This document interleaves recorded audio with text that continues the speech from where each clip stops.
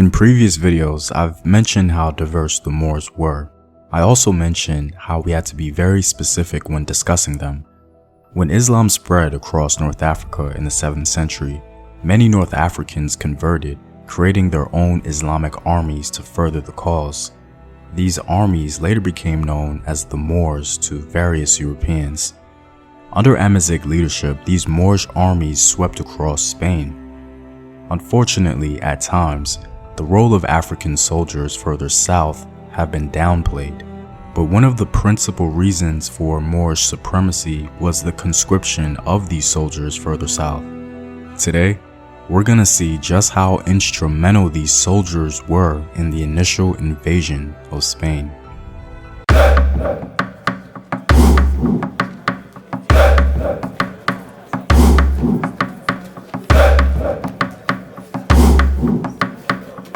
What up, African world? It's Home Team here, and welcome back to another video of African history, culture, and worldview. And if you like this content, you can support its continued development on patreon.com. There, you can find sources and more in-depth courses on African history. The link is in the description box below. This video is designed to focus on the participation of the Moorish troops from further south on the African continent, as one Muslim writer had something very important to say about their involvement in the initial invasion of Spain. It's important to understand that not all Moorish troops were from this region, so please keep that in mind. The Moorish invasion of Europe was actually a really big moment in human history. In fact, it wasn't until Spain finally freed itself from the Moors that they were able to travel the seas and discover a whole new world. The Amazigh ruled several dynasties in Spain, and it was under their leadership that Europe was said to have come out of the so-called Dark Ages. The Moorish invasion of Spain initiated the Renaissance in Europe by preserving and translating at much earlier period the great works of the Greeks. They gave a vivifying impulse to all the intellectual life of the West by introducing to it the hoarded knowledge of the East. In mathematics, they imported much from India, amongst other things the numerals known to us as Arabic numerals, and with them, the advantages of the decimal system. The intellectual advancement brought into another continent under Amazigh leadership is quite impressive and valuable for us today because it contributed to our modern civilization. All this would not be possible without the inclusion of African soldiers further south advancing the goals of Amazigh dynasties. The truth is, in the early days of Islam, Arabs began to extend their hand to enslave people whether they were from the Middle East or from North Africa. They began to entice them to join their armies, and in return, they would gain freedom. This was an excellent strategy by the Arabs to gain a huge loyal following, and it greatly diversified their military ranks. This tradition was continued amongst the Amazigh, and this is how many of the so-called Sudani troops or black troops became a part of Moorish identity.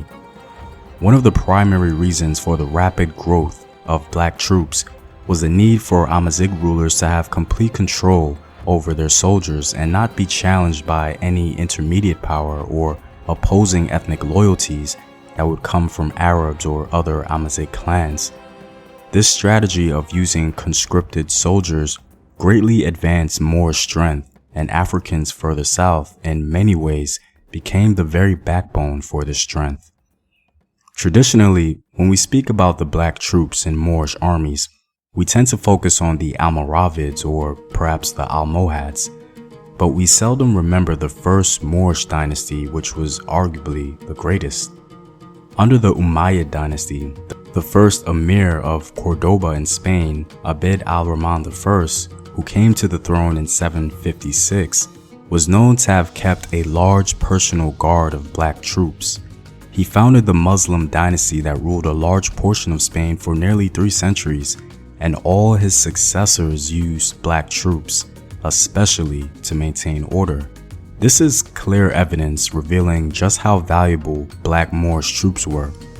But according to one Muslim writer, black troops were not just there to maintain order, they literally ushered in the Moorish invasion of Spain. In 711, the Amazigh general Tariq commanded his black troops to capture Spain, and they did. When Tariq crossed the sea, he came out at the mountain named after him and sent forward the Sudan to make war. When the Goths saw these frightful forms, they were terrified. The Sudan used to take Gothic and Christian prisoners and slaughter them. According to Ishaq Hussein, the Umayyad general Tariq, upon his first order, instructed his black troops specifically to make war on Spain. The troops from the Sudan were apparently successful in accomplishing this goal, and it opened up Spain for the rest of the Moorish ranks to take over and gain momentum. We learned something very interesting about the brilliance of this Amazigh general. It seems as though, according to the author, that Tariq knew or supposed that many of the local Spaniard people would not have yet seen Africans from further south, and that an army full of them would have had a profound psychological effect, causing fear and panic. This was a brilliant strategy for the Moors as a whole, and as evidence from the first Cordoban emir, the use of black troops continued amongst Umayyad dynasties. I thought it was interesting that we actually have an account of the first invasion of Spain by the Moors. The details are remarkable. It shows very clearly the agency of the black troops and the important role they played in Moorish history. Well, I'm all out, guys. If you like these videos and want to help in its continued production, consider supporting the home team on patreon.com. The link is in the description box below. Know thyself. Remember your ancestors. Peace.